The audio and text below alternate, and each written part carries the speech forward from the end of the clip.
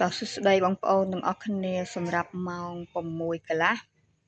និយាយឲ្យ9:81វាមក8:82ហើយឡូនោះចេញ891បងប្អូនមិនក៏វាស៊ីក្រក់អញ្ចឹងអូយចាប់បងប្អូនអរគ្នាយើងបួងសួងណាថ្ងៃស្អែកយើងយកលេខលាបលេខសំណាងបន្តទៀតសម្រាប់លេខរបស់យើងក្នុងថ្ងៃនេះនិយាយឲ្យ20គត់8គត់44ហើយនឹង18អញ្ចឹង18បានចូល44យើងបានចូលខ្ទង់អូសាយើងបានចូលខ្ទង់8ចូលម៉ោង3ម៉ោង5កន្លះចាលេខបន្យាយក្នុងថ្ងៃហ្នឹងគឺចូលចំតែម៉ោងកូនសិស្សអត់សូវលេងច្រើនណាចា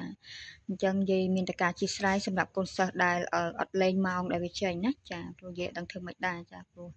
និយាយជាអ្នកផ្ដល់លេខគេជាអ្នកចេញណាចាហើយសម្រាប់កូនសិស្សដែលគាត់លេងក៏នៅក្នុងក្រុមយាយបានប្រាប់ដែរថាយាយស្រឡាញ់ខ្លាំងគឺ981ណាចាពេលដែលយាយនិយាយអំពីប្រហែលជាខ្ទង់ម៉ោង5ចាយាយនិយាយដែរថា3លេខគឺយាយចាប់ដើមស្រឡាញ់គឺ981ណាចាចាំមើលបងប្អូនអ្នកគាត់បកកែលេងគាត់ឡើងចុះឬក៏គាត់គុណយ៉ាងម៉េចយ៉ាងម៉ាហ្នឹងគាត់សង្ឃឹមថាគាត់អាចនឹងចូល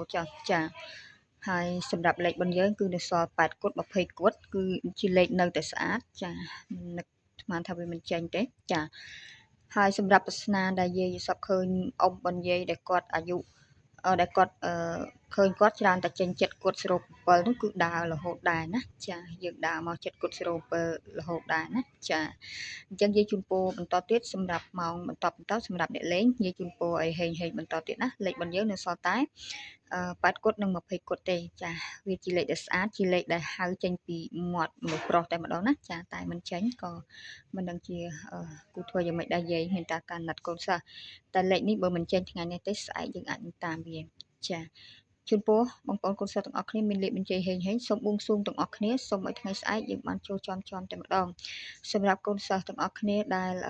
ឆាតមកសុំយាយផ្ទាល់ឬក៏ខលមកសុំអីគឺយាយអត់ផ្ដល់ឲ្យទេចាបើយាយផ្ដល់ឲ្យគឺលេខបញ្ជីអត់ស័ក្តិសិទ្ធទេចា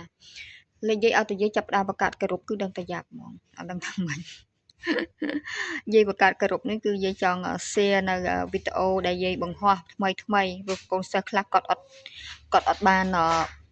ចូលមើលតន់ណានិយាយថាចូល share វីដេអូនឹងចូលឲ្យពួកគាត់ទៅតែឲ្យតែយាយបង្កើតក្រុមអត់ដឹងតែមានបញ្ហាហ្មងលេខរបស់យាយ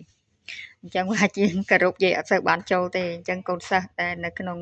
ក្រុមទាំងអស់យាយផ្ញើវីដេអូនេះចាវាជាក្រុមយាយអត់សូវចូលទេចាតែកូនសិស្សទាំងអស់គ្នាអាចនិយាយសបិនអីកាត់យល់សពអីជាមួយគ្នានៅក្នុងក្រុមនឹងបានចាហើយបើយាយយល់សពឃើញអីក៏យាយនិយាយនៅក្នុងក្រុមនឹងយើងជជែកគ្នាកំសាន្តចាតែរឿងលេខយាយដល់ឲ្យគឺយាយសុំអត់និយាយទេចាយើងចាំយកក្នុងការបង្ហោះនៅក្នុង YouTube ចាព្រោះកុំឲ្យខុសពាក្យព្រោះផ្លូវក្នុងបើយាយបង្កើតក្រុមគាត់គិតថាយាយលក់លេខចាតែយុគនេះយាយនឹងប្រាប់គាត់ថាយាយអត់បានធ្វើចឹងទេចាអត់បានលក់លេខអីទេចាសម្រាប់យាយកូនសិស្សត្រូវជូនគឺយាយទទួលយកផ្លូវក្នុងក៏ឲ្យយាយទទួលយកសម្រាប់កូនសិស្សជូនចាតែអត់ឲ្យយាយយកថ្លៃសេវាអត់ឲ្យយាយលក់លេខទេចាតែឃើញយាយបង្កើតក្រុមប្រហែលជាកូនសិស្សគាត់ប្រហែលជាផ្លូវក្នុងគាត់យកច្រឡំចាអញ្ចឹងមកក្រោយជូនពរហេងហើយថ្ងៃស្អែកយើងនឹងហេងត្រឡប់មកវិញសងសម្រាប់កូនសិស្សដែលលេងនៅម៉ោងដែលគាត់លេងអត់ចូលណាចាសម្រាប់កូនសិស្សដែលគាត់លេងតាំងពីព្រឹករហូតដល់ម៉ោង6កន្លះនេះជូនពរត្រេកអរចាអរគុណសុខសប្បាយសុខចម្រើន